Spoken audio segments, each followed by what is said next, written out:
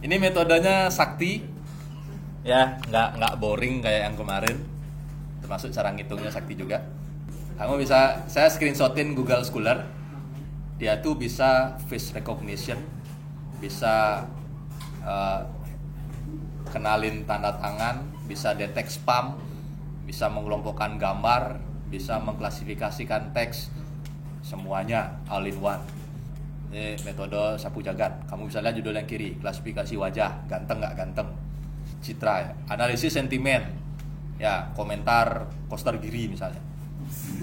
Udah suwet kan dah boleh ngomong. Lo kemarin minggu lalu ngomong baru, woi Pak Andika kampanye. Sekarang kan udah suwet. Analisis sentimen Pak De Gajah. Bisa. Yang menang siapa ya? Ini nyoblos kemarin kan? Nah, golput. Nggak dapat beras berarti.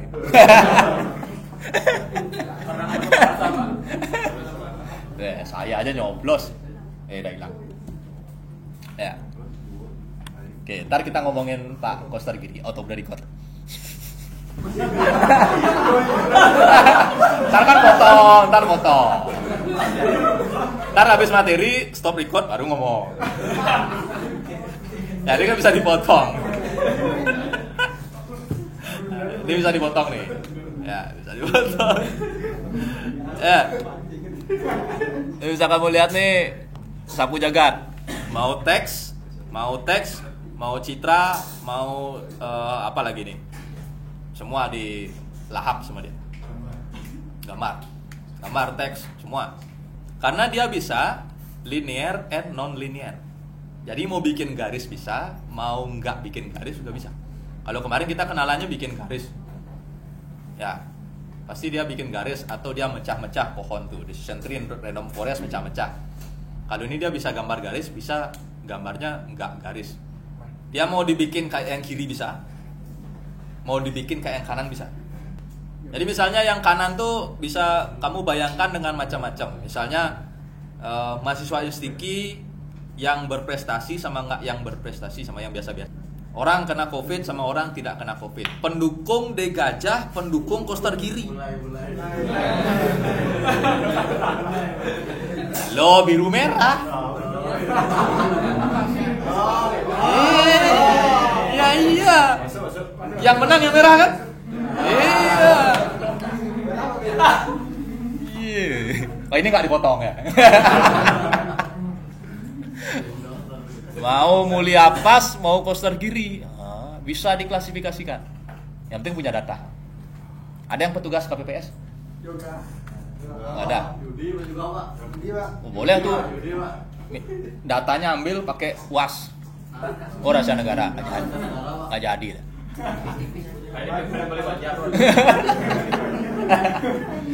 Kan banyak fotonya yang set itu kan? Apanya rahasia negara? Udah kesebar kemana-mana gitu. Iya. Ya, klasifikasi mulia pas atau Koster Giri. Sisa materi. Hubungan lama belajar, lama tidur sama lulus ujian apa enggak? Tapi kayaknya kalau ditarik ke UTS tadi semua nggak lulus ya. Belajar 2 jam, tidur 8 jam, lulus. Belajar 1 jam, tidur 6 jam. Enggak, anggaplah datanya kayak gitu, terima-terima aja. Belajar 3 jam, tidurnya 7 jam, lulus ya. Belajarnya 1 jam, tidurnya 4 jam, wah apalagi ini, nggak lulus. Dan seterusnya.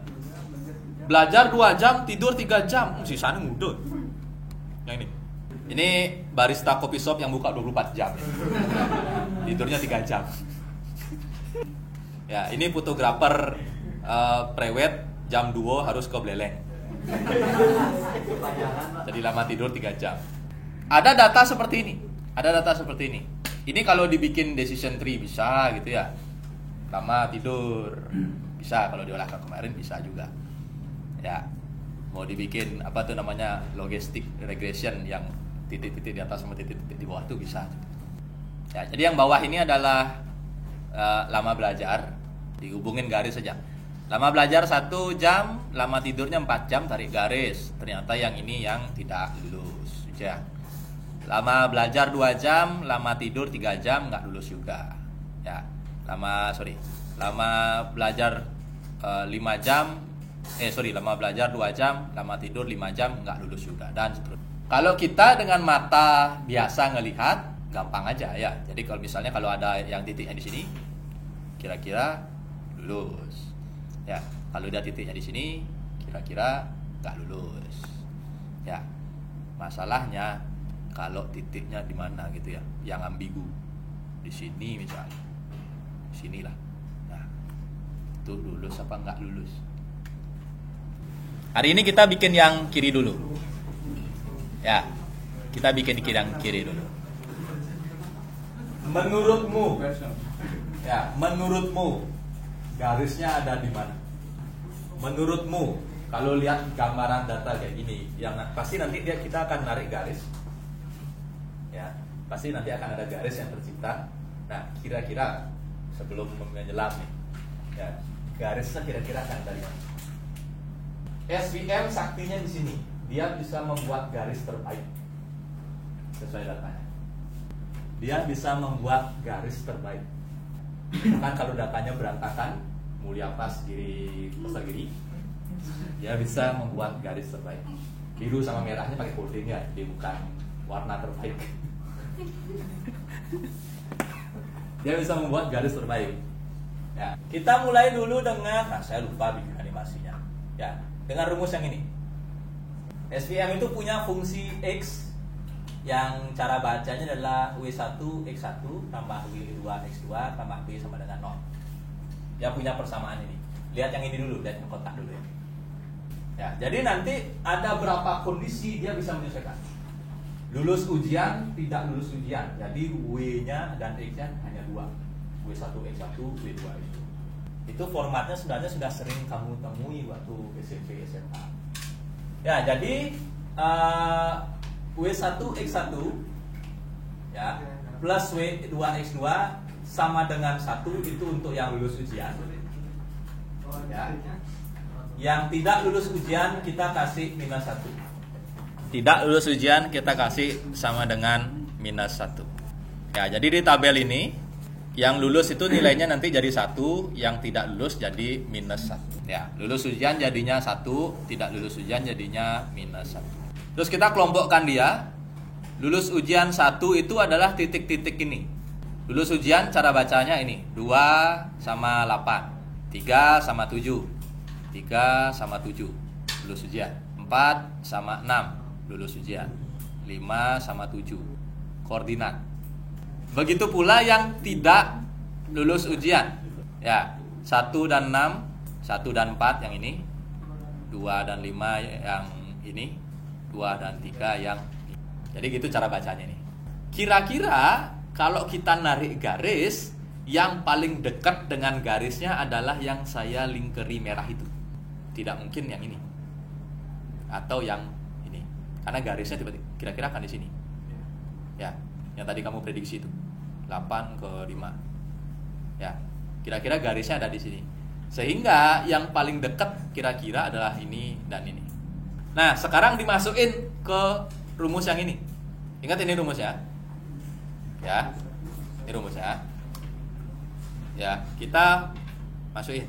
Jadi untuk 3, 7, ingat yang paling dekat. Ya, kita akan ambil 4 titik ini. Kita akan ambil 4 titik ini. Jadi itu yang paling dekat adalah 1625 untuk yang lulus ujian. 3746. Kebalik ya. 1625 itu yang tidak lulus ujian.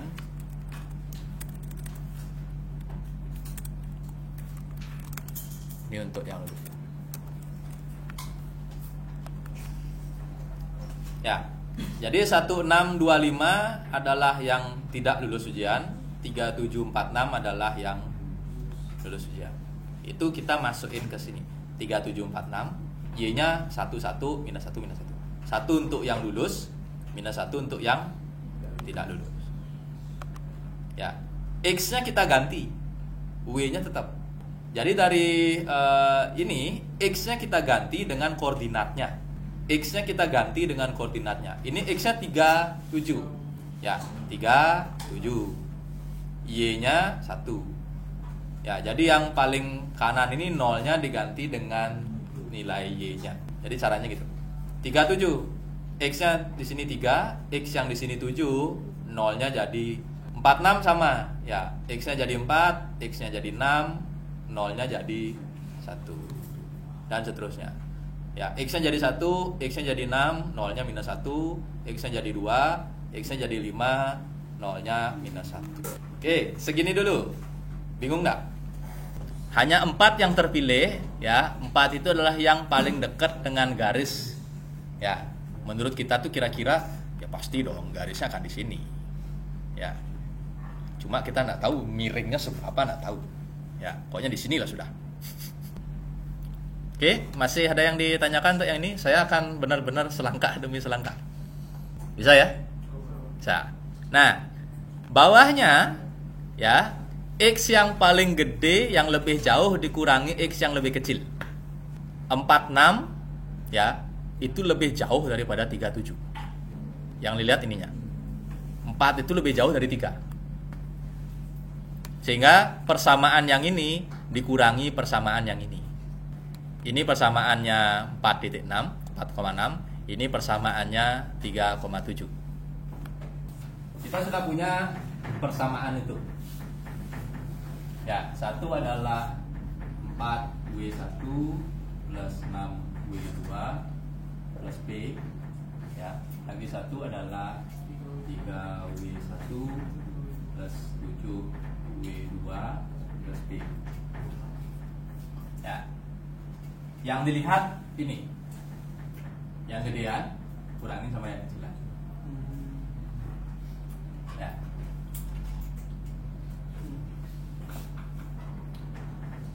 Ya, sehingga kita dapat W1 sama dengan W2. Ya, ini untuk lulus ujian. Ya, tadi kita tahu sebelum saya next ya. Ini dan ini kan. Ya, yang lebih jauh yang mana? 2. Berarti persamaan 2 ini dikurangi sama persamaan 1. Oke, ini yang tadi. Ya, sebentar, saya ke sini dulu. Nah, ini. Bawahnya jangan dilihat dulu ya. Ini. 2W1 persamaan yang ini dikurangi persamaan yang ini. 2W1 plus 5W2 plus B sama dengan 0 dikurangi 1W1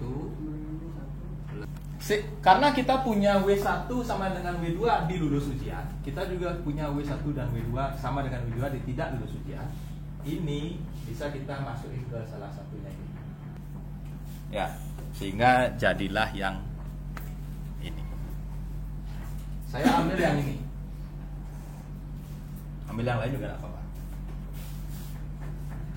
Yang ini. Kalaupun kamu ganti yang atas, ternyata aman. 3 tambah 7 10, 4 tambah 6 10. Karena kita sudah dapat W1 sama dengan W2 di lulus ujian, kita bisa masukin kemanapun. Ya, dalam contoh di slide, W2-nya saya ganti pakai W1 sehingga menghasilkan ini. Saya juga lakukan hal yang sama di tidak lulus ujian. Ya, tidak lulus ujian, saya ambil yang ini. Ya, ini jadinya 1W1 ditambah 6. Itu perjalanannya dari koordinat masukin ke rumus, masukin ke formula, terus lanjut dikurangi dulu. Ya, yang jauhan dikurangi dengan yang deketan. Ya, sehingga menghasilkan persamaan W. Persamaan W-nya dimasukkan lagi ke koordinat tadi. Jadi ini untuk yang lulus ujian, ini untuk yang tidak lulus ujian. Ya, kita punya 2 persamaan W1, yang ini dan yang ini. Ya, kita punya 10 sama 7. Ya, dikurangi bisa dong. Ya, 10W1 kurangi 7W1 bisa dong. Ya, 3W1 kan. Tuh, yang ini. Ini minus 1 lah ya. Dari 4 titik kita masukin ke formulanya SVM, kita ganti X dan Y-nya. Ya, X-nya adalah titik koordinat, Y-nya adalah lulus nggak lulus tadi. Ya. Dapat 4 ini, ya. Yang jauh dikurangi dengan yang dekat. Sehingga 4 dikurangi 3, ya. W1 sama dengan 2 tinggal ditukar, masukin. Untuk yang ini 2 dikurangi 1. Dari sini kita dapat di kotak yang tengah ini kita dapat persamaan kaitan W1 dan W2. Ya, dari sini kita tinggal culik salah satu persamaan di atasnya sehingga bentuknya jadi lebih sederhana lagi. Ya. Bentuknya lebih sederhana, kita bisa kurangi, eliminasi lagi sehingga kita dapat W1. W1 dapat, W2 dapat. W1 W2 dapat, ketemu B-nya. Terus udah selesai Pak sampai di sini. Belum lihat garis kan? Iya, kalau udah lihat garis baru berhenti. Nah, ini yang di atas. Rekap. Ingat rumus besar yang ini. W1 berapa? 2/3 X1 sama W2 juga sama ya. 2/3 X2 lebihnya berapa? 17/3. Ya. Karena semuanya sama-sama per 3. Ya, ini bisa dikaliin 3 untuk menghilangkan bawahnya kan. 2 X1 tambah 2 X2 ini minus ya. Minus 17 sama dengan 0. Karena ada 2 depannya, ini bisa kita bagi 2. Terus kita bisa cari X2 aja. X2 nya kita bawa ke sini. Ya, atau X1 nya kita bawa ke kanan. X2 sama dengan ya minus X1 karena ini dibawa ke sini. Plus 8,5. Ini jadi plus ya. Plus 8,5. Beres. Terus SVM itu dia punya garis toleransi. Jadi ada plus 0,5 di akhir dan minus 0,5 di akhir. Jadi dia buat 3 garis.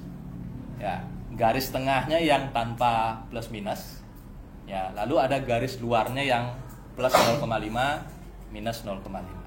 Beres. Ya, yang hijau itu adalah garis dengan rumus itu. Ya, yang hijau itu dibentuk dengan itu polosan, yang orange dibentuk karena plus 0,5. Ya, yang ungu dibentuk karena minus 0,5. Jadi yang tadi bilang Pak 8 tuh ketarik sampai 5. Ya. Bener dikit, salah dikit. Hampir. Ternyata yang pas itu adalah yang ya. Sekarang kita lihat nih. X-nya 0. Ya. X-nya 0. 0 plus 8,5. Berarti X2-nya adalah 8,5. 8,5 di sini. Ini 9 berarti. Ini 9. Ya. Jadi kalau X1-nya adalah 0, X2-nya adalah 8,5. Kamu lihat aja nih. X-nya 0, X2 atau hijau adalah 8,5. Orange-nya 8,5 plus 0,5, 9. Ini 9, pas tengah-tengah. Ya, itu yang terjadi. Begitu pula dengan X1, X-nya ada di 2, 3 dan seterusnya. Ya, jadi menurut SVM ini garisnya. Kalau kita mau tarik garis, nggak pengen gini garisnya. Serit gitu ya. Bener nggak? Benar. Ya, kalau kita tarik garisnya kayak gini. Dari sini turun nyerempet gini. Bener nggak? Benar. Datanya masuk semua, masuk. Cuma nggak ideal. Ya, SVM tahu di mana ideal garisnya. Udah segitu aja, aku masih tegang-tegang nih, gimana ceritanya nih.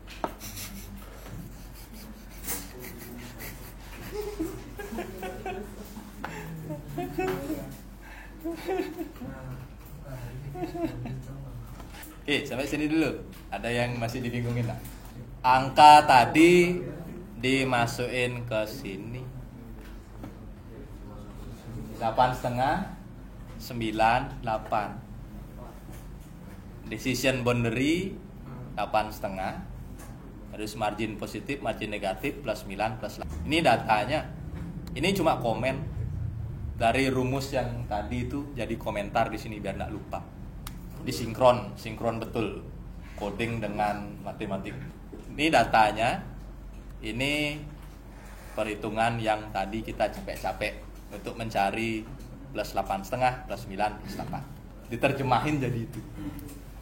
Terus ini untuk gambar aja, nggak usah lihat ruwet. Ini untuk gambar semua.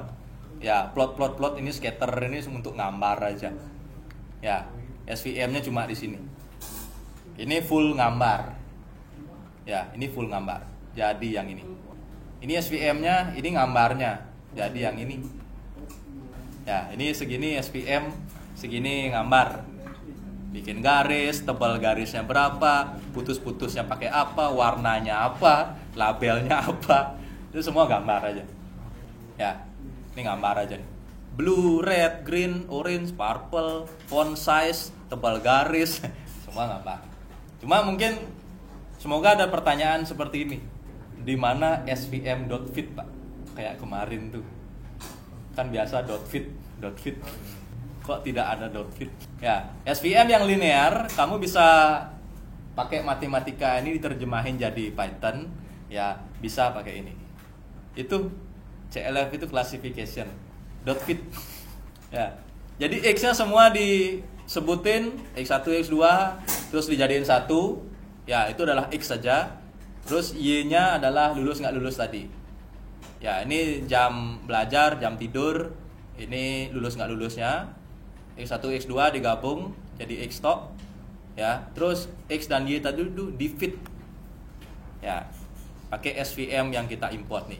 Scikit-learn punya modul SVM. Habis itu digambar, jadi juga. Jadi mau yang manual pakai itu formulanya, ya, yang menghasilkan plus 8,5, mau pakai modul dari Scikit-learn. Bisa juga, hasilnya sama. Saya tunjukin dapurnya. Nah, ini dapurnya yang manual. Ini ya, kita capek-capek ngitung X2 kepake kok. Ya, ini ya, X2 sama dengan minus X1 plus 8,5. Tuh. Terus kita bikin margin, ya, bikin garis putus-putusnya, tinggal plus 0,5 minus 0,5. Nanti ini jadinya begini. Ini yang pakai Scikit-learn, ini yang tanpa Scikit-learn. Ini pakai modul dah jadi, kita tinggal panggil classification fit XY. Ya. Panggil classification fit XY, gambar, jadi lagi. Sama persis. Mau pakai modul, mau tanpa modul, sama persis. Ini matematik tulen, ini import dah jadi. Saya pakai Jupyter Notebook, enggak pakai Google Colab.